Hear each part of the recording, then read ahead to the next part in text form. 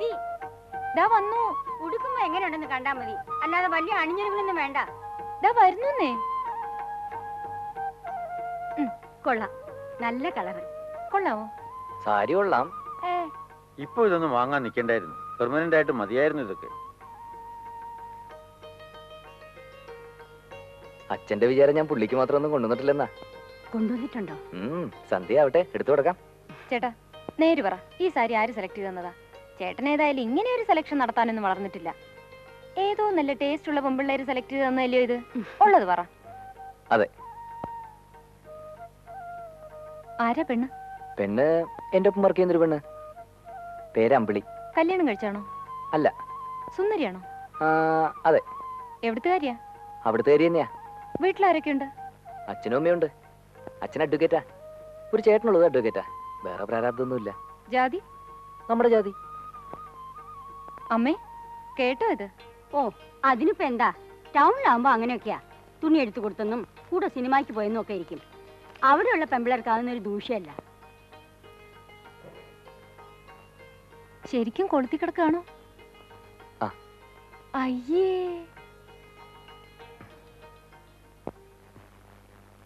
പയ്യൻ നല്ലതാ, എഞ്ചിനീയറുവാ. സിന്ധുവിന് നല്ല മാച്ചും ആയിരിക്കും. വിശ്വത്തിന് അറിയായിരിക്കണമല്ലോ. ഞാൻ കണ്ടിട്ടുണ്ട്. ഞാൻ പറഞ്ഞ എന്താ നേരല്ലയോ? അതെ.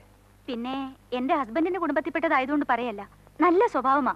എനിക്ക് എത്ര കാലമായിട്ട് അറിയാവുന്ന കുട്ടിയാ. ഇത്രയും വലിയ ഉദ്യോഗസ്ഥനായിട്ടും അന്നത്തെ മട്ടും പഴുതിയും തന്നെ ഇപ്പോഴും. ഞാൻ വെറുതെ സിന്ധുവിന്റെ ജാതകം ഒന്ന് ഒത്തു നോക്കി, ഒരു ചേർച്ചക്കുറവില്ല. ആഹാ, അതും കഴിഞ്ഞോ? പിന്നല്ലാതെ. പക്ഷേ സുമങ്ങളെ, അത്രയും നല്ലൊരു പയ്യനെന്ന് പറയുമ്പോ അതിനനുസരിച്ച് നമ്മളും എല്ലാം ചെയ്യണ്ടേ? കാശായിട്ടൊന്നും വേണ്ടെന്ന് പറഞ്ഞാലും ഒരു 10-30 പവന്റെ ആഭരണമെങ്കിലും ഇട്ടയക്കണ്ടേ? അത് പിന്നെ നമ്മുടെ വില കളയാത്ത തരത്തില്. അതാ 30 പവനെന്ന് പറയുമ്പോഴേ ഇപ്പൊ രൂപ 75,000. നമ്മൾ വിചാരിച്ച ഇപ്പൊ ഉടനെ എവിടുന്നാ 75,000 1 ലക്ഷം? കുറെ പുഞ്ചിയോ പാടോ കൊടുക്കാന്ന് വെച്ചാ ഇപ്പൊ ആർക്കാ നെൽകൃഷി വേണ്ട? ഓ, അതൊക്കെ അവളുടെ തലയിൽ എന്തെഴുതിയോ അതുപോലെ നടക്കും. ചേച്ചി ഒരു കാര്യം ചെയ്യും, ആ ആലോചന വിടണ്ട. നമുക്ക് 2 മാസത്തിലൂടെ നിശ്ചയം നടത്തി ഉറുങ്ങ എക്സ്ചേഞ്ച് കഴിച്ചു വെക്കാം. ഒരു 8-9 മാസത്തിനപ്പുറത്ത് കല്യാണം. അത് മതി. എങ്കിൽ നമുക്ക് നടത്താം. ഞാനൊരു ചിട്ടിക്ക് ചേരുന്നുണ്ട്. നമ്മുടെ ആവശ്യം വരുമ്പോ ഒരു 10-70 രൂപ പിടിക്കത്തക്ക രീതിയിൽ. അച്ഛനോട് പറഞ്ഞോ ധൈര്യമായിട്ട് പ്രൊസീഡ് ചെയ്തോളാൻ. ഞാനല്ലേ പറയുന്നേ. നല്ല ബന്ധമാ ചേച്ചി, വിടണ്ട. വിശ്വം പറയുന്ന പോലെ ചെയ്താ മതി. വെറുതെ ഒന്ന് ഇട്ട് നോക്കിയതാ.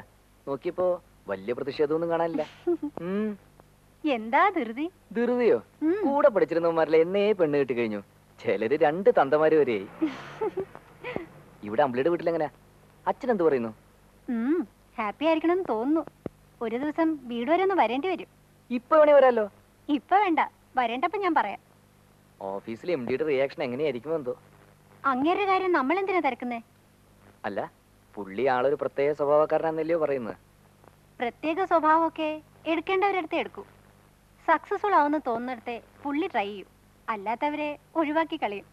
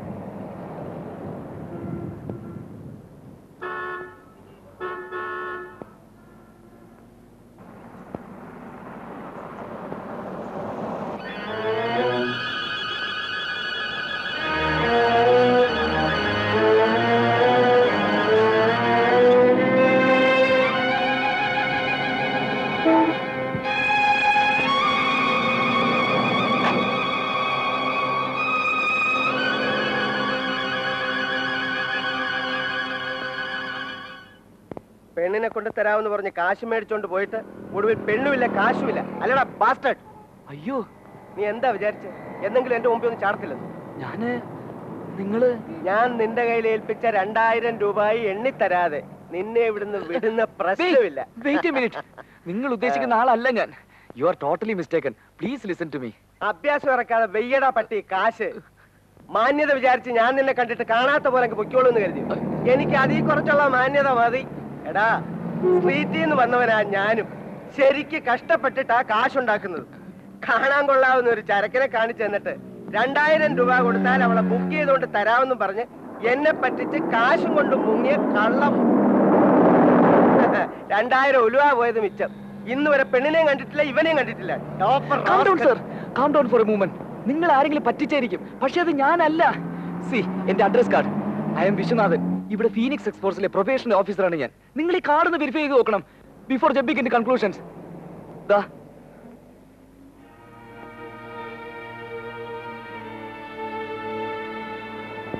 വേണമെങ്കിൽ ഫോൺ ചെയ്ത് ചോദിച്ചോളൂ. My office number is there. You can talk to my officer.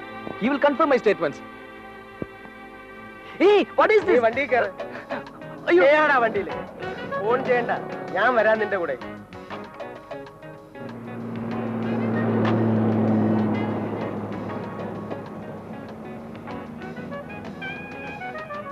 Sir, ഇവിടുന്ന് റൈറ്റ്. അറിയാം, പറഞ്ഞുതരണ്ട.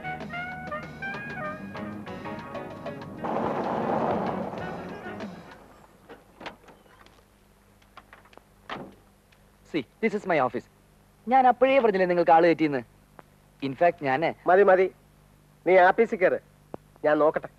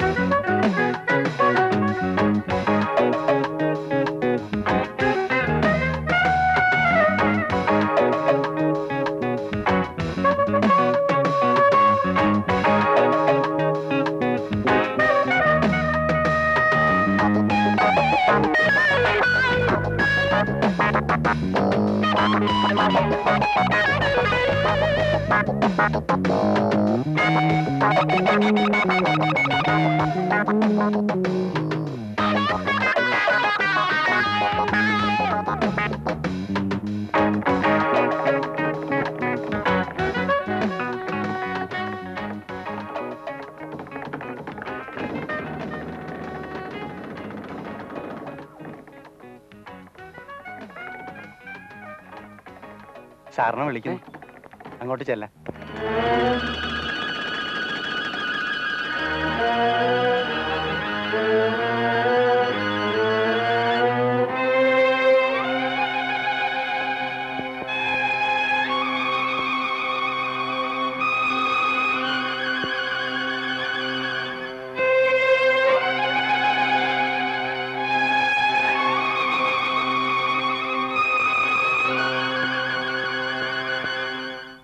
ഇന്ന് വൈകിട്ട് ഓഫീസ് സർവീസ് കഴിഞ്ഞ് ബൈ 6:37 മിസ്റ്റർ വിശ്വനാഥൻ എന്നെ ഒന്ന് കാണണം. സർ. ഹോട്ടൽ 5-നെ അറിയാം സർ. അവിടെ വന്നാൽ മതി. I will be there. Sir. വൈകിക്കരുത്, 7 മണിക്ക് മുമ്പ് എത്തിക്കണം. സർ. ഞാൻ നിന്റെ MD-യുമായിട്ട് ഫോണിൽ നേരിട്ടും സംസാരിച്ചു. എന്ത് ചെയ്യാനാ, എത്ര പറഞ്ഞിട്ടും അയാൾക്ക് പൂർണ്ണമായിട്ടും കൺവിൻസ്ഡ് ആവുന്നില്ല. അഥവാ സംഭവം നമ്മൾ പറയുന്ന ആ നേരം നാണേ തന്നെ ഇനിയിപ്പം നിന്നെ ഫേസ് ചെയ്യുന്ന പ്രശ്നമില്ലെന്ന് അയാൾ പറയുന്നു. പുള്ളിയുടെ മറ്റേ മുഖം വിശ്വത്തിന്റെ അടുത്ത് എക്സ്പോസ്ഡ് ആയി പോയല്ലോ, അതിന്റെ ചമ്മലായിരിക്കും. ഇനിയും പ്രസ് ചെയ്യണോ? വേണേൽ ഇനി അതൊരു വിരട്ട് മുറയിലായിരിക്കണം. വേണ്ട, ഇനിയത് ശരിയാവുകയില്ല. ചേട്ടാ, ഇവൻ കാരണം നിനക്ക് ജീവിക്കാൻ പറ്റാണ്ടായിരിക്കാണല്ലോ. അതെ ജോർജെ, ഞാൻ ഏതായാലും ഇപ്പോൾ നാട്ടിലേക്ക് പോകുന്നില്ല. പോയിട്ട് കാര്യമൊന്നുമില്ല. അതുകൊണ്ടാ അവനും ഞാനും തമ്മിൽ ഫേസ് ടു ഫേസ് കാണുന്നത് വരെ ഞാനിനി വേറൊന്നിനെ ശ്രമിച്ചിട്ട് കാര്യമില്ല. എല്ലാ ക്രോസ് റോഡിലും അവൻ വന്ന് നിൽക്കുക. നേരിട്ട് കണ്ട് കാര്യം പറഞ്ഞ് അവസാനിപ്പിച്ചില്ലെങ്കിൽ അതങ്ങനെ തുടർന്നുകൊണ്ടിരിക്കും. പക്ഷേ അത്ര എളുപ്പമാണെന്ന് എനിക്ക് തോന്നുന്നില്ല. എളുപ്പമാവണ്ട, എനിക്ക് വേറെന്താ ജോലി? ഞാനൊരു കൊച്ചു മുറിയിലേക്ക് മാറാൻ പോവാ. 100-150 രൂപ മാസവാടയുള്ള മുറി. ഒരു 1-1.5 മാസമൊക്കെ പിടിച്ചു നിൽക്കാനുള്ള പൈസ കയ്യിലുണ്ട്. ഈ മാസം ഇത്രയും ദിവസം വർക്ക് ചെയ്തതിന്റെ സാലറി അയാൾ തരും. അത് ആമ്പിളിയുടെ കൊടുത്തേക്കാന്ന് പറഞ്ഞിട്ടുണ്ട്. പിന്നെയും വല്ലാതെ മുട്ടുവരികയാണെങ്കിൽ നിന്നെ തന്നെ വന്ന് പിടിക്കും. സാരമില്ല. അമ്പിളി എന്ത് പറയുന്നു? എന്തു പറയാനാ, MD അവളെ വിളിച്ച് കുറെ അഡ്വൈസ് ചെയ്തു. എങ്ങനെ? വിഷു അവളെ കിട്ടിയാൽ കച്ചവടം അടിക്കുന്നോ എന്ന് പറഞ്ഞു കാണില്ല. എന്നാലും ഈ അഫയർ കുഴപ്പമാന്ന് പറഞ്ഞു. ഒരു പെറ്റേണൽ വാണി. ഏതായാലും അവൾക്ക് പേടിയൊന്നുമില്ലല്ലോ. ഇല്ല എന്ന് നമുക്ക് വിചാരിക്കാം. ജോർജെ, നീ എനിക്കൊരു സഹായം ചെയ്തു തരുമോ? ഏതായാലും നീ ഈ ഡിപ്പാർട്ട്മെന്റിൽ ഇരിക്കുകയാണല്ലോ. കുറച്ച് എക്സ്ട്രാ താല്പര്യമെടുത്താൽ അവനെ നിനക്ക് ട്രേസ് ബാക്ക് ചെയ്യാൻ കഴിയും. ഇവൻ ആരാണ്, എവിടുത്തുകാരനാണ്, എത്ര കാലമായി ക്രിമിനൽ ലിസ്റ്റിലുണ്ട്, ആദ്യം എന്ന് ജയിലിൽ വന്നു, പാസ്റ്റ് റെക്കോർഡ്സ്, ബയോഗ്രഫി. കുറച്ച് ബുദ്ധിമുട്ടായിരിക്കും, എന്നാൽ എനിക്ക് വേണ്ടി. എന്ത് ബുദ്ധിമുട്ട്? ഒരു ബുദ്ധിമുട്ടുമില്ല. ഞാൻ തപ്പി പിടിച്ചെടുക്കാം. ചിലപ്പോൾ കുറച്ച് സമയം എടുത്തേക്കും. അത് സാരമില്ല, സമയം എടുത്തോട്ടെ.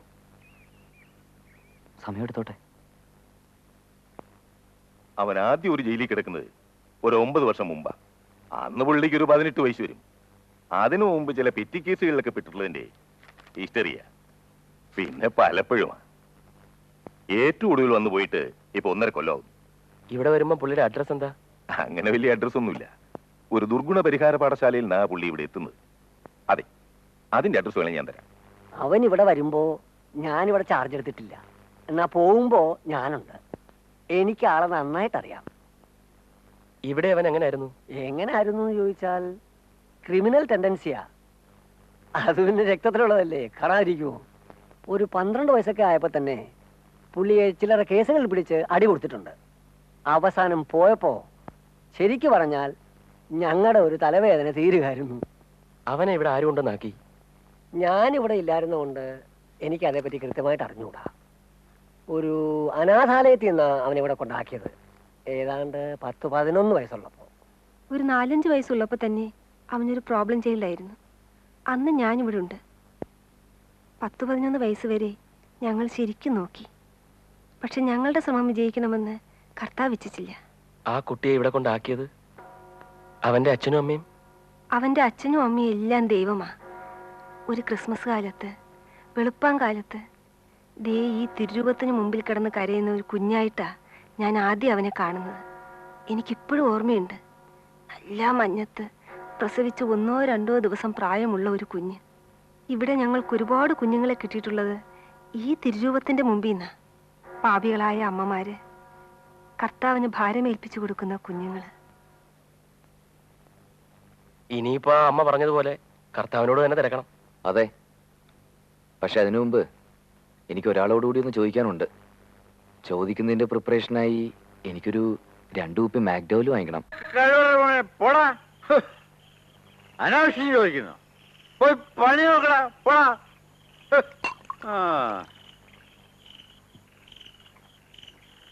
എന്നാലും ഇങ്ങനൊരു സിറ്റുവേഷനിൽ ഞാനിനി അച്ഛനോടല്ലാതെ ആരോടാ അത് പറയുക, ആരോടാ ഒന്ന് ചോദിക്കുക? അതുകൊണ്ടാ. പുള്ളിക്ക് എന്നേക്കാൾ ഒരു 2-3 വയസ്സിന്റെ മൂപ്പുണ്ട്. അല്ലായിരുന്നില്ല ഇരട്ട പറ്റാന്ന് വിചാരിക്കായിരുന്നു. ഇതിപ്പോ അവൻ ജനിക്കുമ്പോ അച്ഛന്റെ കല്യാണം കഴിഞ്ഞിട്ടില്ല.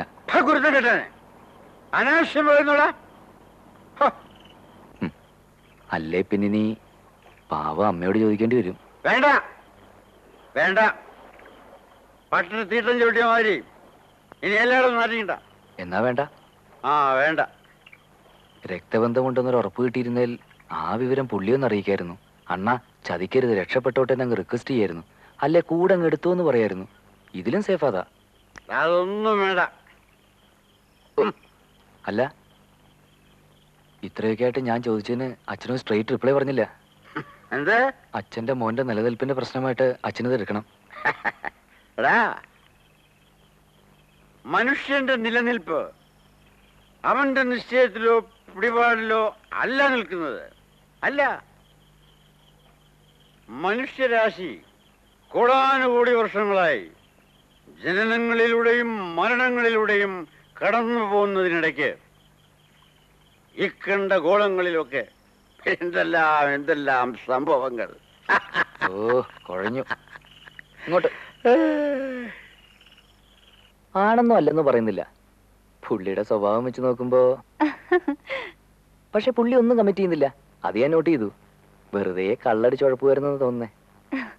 എന്നാലും ജോലി പോയ വിവരം അച്ഛനോട് മാത്രമേ പറഞ്ഞുള്ളൂ. മറ്റുള്ളവരൊക്കെ അറിഞ്ഞാൽ ആകെ പ്രശ്നമാവും. ഒരു നല്ല എമൗണ്ടിന്റെ ചിട്ടിക്ക് ചേർന്നു. അത് കാരണം അടുത്ത മാസം തൊട്ട് കുറെ നാളത്തേക്ക് ആർക്കും ഒന്നും റെഗുലറായിട്ട് അയക്കില്ലെന്നൊരു അടിയടിച്ചു.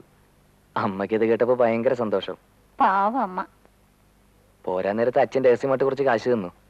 വേറൊരു റെഗുലർ ഇൻകം ആവുന്നവരെ അത്യാവശ്യമാണെങ്കിൽ പറഞ്ഞാൽ സ്വല്പ സാമ്പത്തികം എത്തിക്കാന്ന് പുള്ളി ഏറ്റിട്ടുണ്ട്. ഏതായാലും ഞാൻ അവനെ കണ്ടേ മാറൂ. ഞാനും കുറച്ച് ഡാർക്ക് കളർ ഷർട്ടുകൾ വാങ്ങാൻ പോവാ. എന്നിട്ട് പുള്ളി പെരുമാറാൻ സാധ്യതയുള്ള മാളങ്ങളിലൊക്കെ പോയി നിൽക്കാൻ പോവാ. തല കൊടുത്ത് നോക്കാം. അറിയണമല്ലോ.